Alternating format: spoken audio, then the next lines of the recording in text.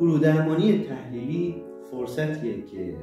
ما از طریق شرکت در یک جمع و از دیدن و شنیدن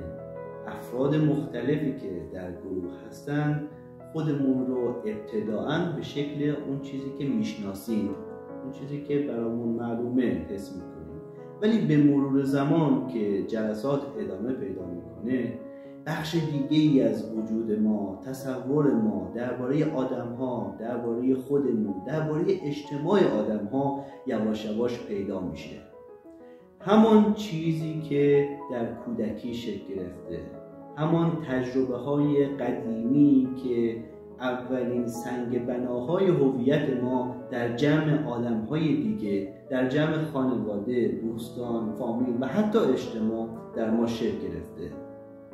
گروه درمانی تحلیلی فرصتی رو فراهم میکنه که به شناخت عمیق‌تری درباره خودمون برسیم. ممکنه خودمون رو به شدت فرد منطقی ببینیم، ولی به مرور زمان متوجه این بشیم که احساسات خفته زیادی داریم و تجربه های خفته‌ای داریم که با اینکه فکر میکنیم اونها فراموش شده، اونها دیگه وجود نداره و اونها نقشی در زندگی اکنون ما ندارن، ولی در واقع اونها دارن ما رو جهت میدن. به مرور زمان این تجربه ما از خودمون در جمع، در گروه، در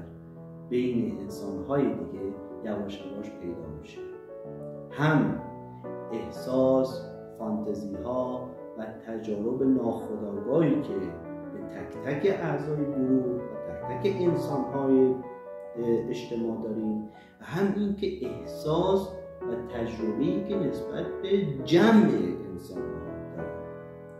گروه درمانی تحلیلی این فرصت رو فراهم میکنه